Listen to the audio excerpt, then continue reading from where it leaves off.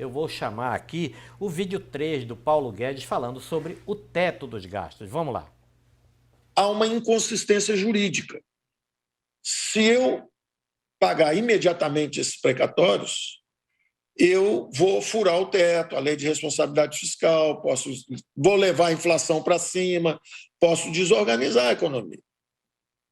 Agora, se eu também não pagar, eu também estou descumprindo a lei. Então, há uma inconsistência jurídica. A melhor sugestão veio justamente do TCU, ministro Bruno Dantas, que sugeriu o seguinte: isso é um erro de origem. Quando a gente desenhou isso, o teto de gasto, nós devíamos dizer também que se um poder, ou seja, um meteoro, algo que vem de fora, vem do judiciário, vem do poder judiciário, que em princípio não tem nada de errado, não tem nada de mérito, não tem nenhuma crítica, mas vem do poder judiciário. Se vier alguma coisa do poder judiciário, tem que estar submetido também ao teto. Ora, o teto foi criado para não deixar o governo exorbitar. O executivo não pode gastar demais. Aí eu recebo uma ordem de fora dizendo assim: gaste demais. Tem algo errado nisso. Tem que ser consertado isso. Olha, muito bem, Evandro, é o seguinte, o tema é o mesmo, tá, Evandro? Traz o vídeo 4 para a gente poder fazer só um debate sobre esse teto e sobre mais essa fala do Paulo Guedes sobre auxílio emergencial.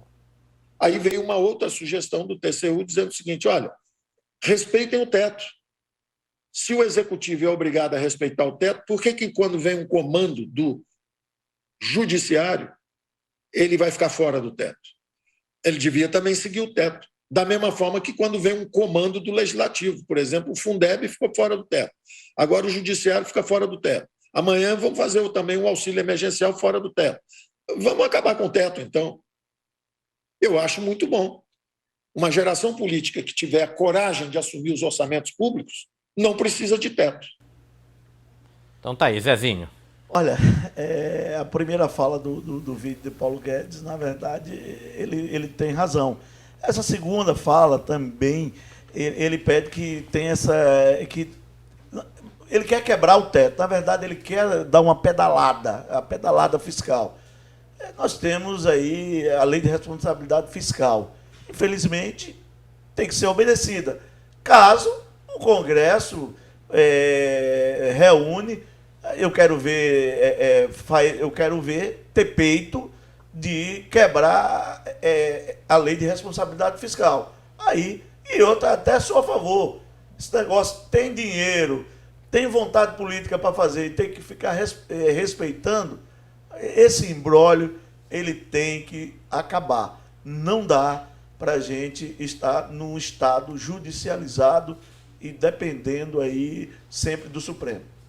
Olha, muito bem. Então agora eu vou dar uma mudada aqui nas coisas. Eu vou chamar o pastor Josinélio aqui para a gente poder debater sobre o tema também. E aí depois eu vou trazer o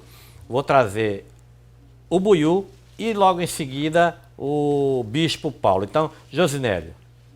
Bom, eu acredito que é importante, né, que seja atendido a colocação do Paulo Guedes, até porque existe uma lei contraditória, né? Uma que permite e aí automaticamente a que proíbe. Existe um gasto, o teto, você tem o limite para isso.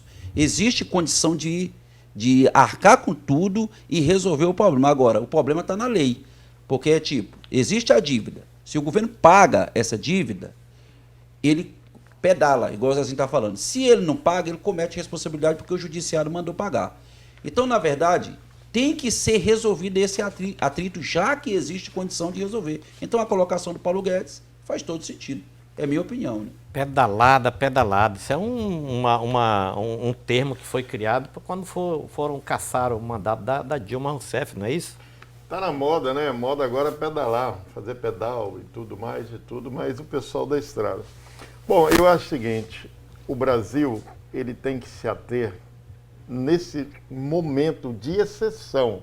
Momento de exceção não é regime de exceção. Eu acho que ele tem que atender o lado social. E o Paulo Guedes faz uma ligeira confusão ali quando ele diz que o TCU é órgão judiciário. Não é. O TCU é um órgão auxiliar do poder legislativo. E o TCU não tem poder de decidir, ele recomenda e depois julga as contas e manda para o Ministério Público. Oxalá que esse pessoal notasse o momento que nós estamos vivendo.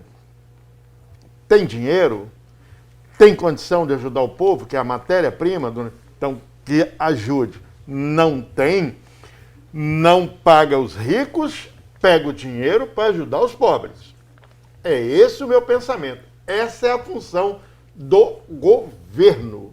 Não tem outra coisa. Mas, no entanto, a gente vê o posto Ipiranga aí, Paulo Guedes, dolarizou a economia, trabalha só para rico e quer agradar gregos e troianos. Não vai dar certo. Bispo.